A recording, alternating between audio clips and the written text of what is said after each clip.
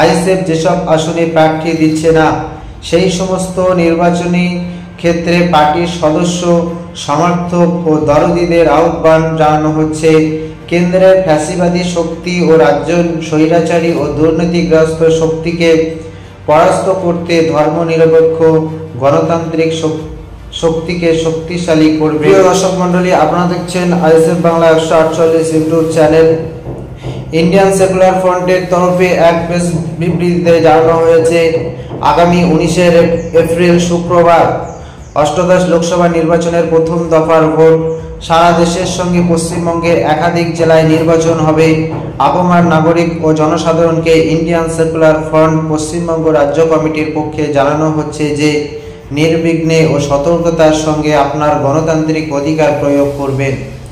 কোনো রকম প্ররোচনায় পা দেবেন না। বিগত 2021 সালে বিধানসভা নির্বাচনের সময় শীতলকুচিতে যে ঘটনা ঘটেছিল সেই বিষয়ে সতর্ক থাকবেন। কোনো রাজনৈতিক দলের প্ররোচনা ও উস্কানিমূলক কথাবার্তায় কান দেবেন না। নিজের হাতে আইন তুলে নেবেন না। এলাকায় শান্তি ও শৃঙ্খলা বজায় রাখবেন। আইএসএফ যেসব আসনে প্রার্থী দিচ্ছে না, সেই সমস্ত নির্বাচনী ক্ষেত্রে পার্টির সদস্য, সমর্থক ও দরদীদের আহ্বান জানানো হচ্ছে কেন্দ্রের ফ্যাসিবাদী শক্তি ও রাজ্যের স্বৈরাচারী ও দুর্নীতিগ্রস্ত শক্তিকে পরাস্ত করতে ধর্মনিরপেক্ষ গণতান্ত্রিক শক্তিকে শক্তিশালী করবেন। আইএসএফ সাংবিধানিক গণতন্ত্র, সামাজিক ন্যায় ও মর্যাদা প্রতিষ্ঠা করার লক্ষ্যে দৃঢ় প্রতিজ্ঞা। আসুন দিকে দিকে ইন্ডিয়ান সেকুলার ফ্রন্টের প্রার্থীদের আপনাদের মূল্যবান ভোট দিয়ে মানুষের গণতান্ত্রিক অধিকার, ধর্মনিরপেক্ষ মতাদর্শ সুনিশ্চিত করুন। তো দর্শক মণ্ডলী, ইন্ডিয়ান সেকুলার ফ্রন্টের রাজ্য কমিটির পক্ষ থেকে যে প্রেস বিবৃতি দিয়েছেন, আসুন আমরা এক নজরে সেগুলো সরাসরি দেখে নিই।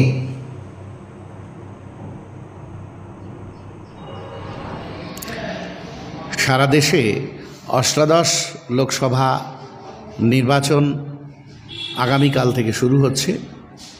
প্রথম দফার নির্বাচন সারা দেশের সঙ্গে পশ্চিমবঙ্গেও প্রথম দফার নির্বাচন আগামীকাল হবে। অষ্টাদশ এই লোকসভা নির্বাচনে নির্বাচক মণ্ডলীর কাছে আমাদের কিছু বার্তা রয়েছে। ইন্ডিয়ান সেকুলার ফ্রন্টের পক্ষ থেকে সেই বার্তা আমরা নির্বাচক মণ্ডলীর কাছে পৌঁছে দিতে চাই। এবারের নির্বাচন অন্যান্য বারের নির্বাচনের তুলনায় একটু আলাদা মাত্রা বহন করছে। এবারের নির্বাচনে নির্বাচক মণ্ডলী যাতে খুবই দায়িত্বশীলতার সঙ্গে তার যে গণতান্ত্রিক অধিকার, সেই গণতান্ত্রিক অধিকার প্রয়োগ করতে পারে, আমরা সে বিষয়ে নির্বাচক মণ্ডলীর কাছে দৃষ্টি আকর্ষণ করব। সংবিধান বাঁচানোর এই নির্বাচন, দেশ বাঁচানোর এই নির্বাচন, গণতন্ত্র বাঁচানোর এই নির্বাচন। নির্বাচক মণ্ডলীর কাছে অনুরোধ, কোনো ব্যক্তি কিংবা রাজনৈতিক দলের কোনো বিশেষ প্ররোচনায় পা না দিয়ে সঠিকভাবে সঠিক ব্যক্তিকে এবং সঠিক রাজনৈতিক দলকে ভোট দিয়ে আপনি আপনার পছন্দমতো প্রার্থীকে নির্বাচিত করবেন, পছন্দমতো দলকে নির্বাচিত করবেন, যাতে তারা সংসদে গিয়ে সত্যিই রাষ্ট্রীয় দায়িত্ব পালন করতে পারে।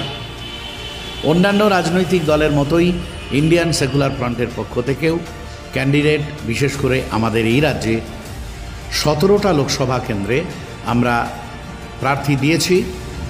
আমাদের দলের সাংগঠনিক যে শক্তি, সেই শক্তি সারা পশ্চিমবাংলার বিভিন্ন জেলায় থাকা সত্ত্বেও আমরা ফ্যাসিবাদী বিজেপি এবং তার দোসর ও দুর্নীতিগ্রস্ত তৃণমূল কংগ্রেসকে পরাস্ত করার লক্ষ্য নিয়ে যেহেতু এই নির্বাচনে প্রতিদ্বন্দ্বিতা করছি, তাই আমরা প্রার্থী দেওয়ার ক্ষেত্রেও সীমাবদ্ধতা রাখবার চেষ্টা করেছি। প্রত্যাশিত যে জোট, সেই জোট যেহেতু হয়নি, আমাদেরকে বাধ্যতামূলকভাবেই এককভাবে নির্বাচনে প্রতিদ্বন্দ্বিতা করতে হচ্ছে। এই অবসরে নির্বাচক মণ্ডলীর কাছে আবেদন, যেখানে যেখানে ইন্ডিয়ান সেকুলার ফ্রন্টের প্রার্থীরা প্রতিদ্বন্দ্বিতা করছেন, সেখানে অবশ্যই ইন্ডিয়ান সেকুলার ফ্রন্টের প্রার্থীদের খাম চিহ্নে ভোট দিয়ে আপনি বিজয়ী করবেন, নির্বাচিত করবেন এবং শক্তিশালী সংসদ গঠনের ক্ষেত্রে গুরুত্বপূর্ণ ভূমিকা পালন করবেন। যে সমস্ত জায়গায় ইন্ডিয়ান সেকুলার ফ্রন্টের প্রার্থীরা নেই সেখানে বিজেপি, ফ্যাসিস্ট বিজেপি এবং দুর্নীতিগ্রস্ত তৃণমূল কংগ্রেসকে পরাস্ত করার জন্য যে সমস্ত গণতান্ত্রিক শক্তি বা গণতান্ত্রিক পক্ষ প্রতিদ্বন্দ্বিতা করছে তাদের মধ্যে আপনারা যাকে উপযুক্ত মনে করবেন, যে দল উপযুক্ত, তারা ওই ফ্যাসিবাদের বিরুদ্ধে, দুর্নীতির বিরুদ্ধে লড়াই গড়ে তুলতে পারবে এবং সংসদে গিয়ে তার কণ্ঠ তুলতে পারবেন, সেই রকম দল ও প্রার্থীকে আপনারা নির্বাচিত করবেন। কোনো প্ররোচনায় আপনারা পা দেবেন না।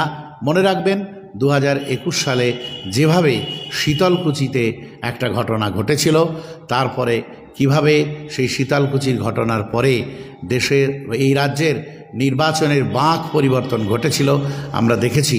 তাই আবারও আমরা অনুরোধ করব, কোনো রকম প্ররোচনায় পা না দিয়ে অত্যন্ত দায়িত্বশীলতার সঙ্গে, অত্যন্ত নির্ভীকভাবে আমরা এই নির্বাচনে আমাদের মতামত প্রয়োগ করব এবং দেশ গঠনে বলিষ্ঠ ভূমিকা রাখব।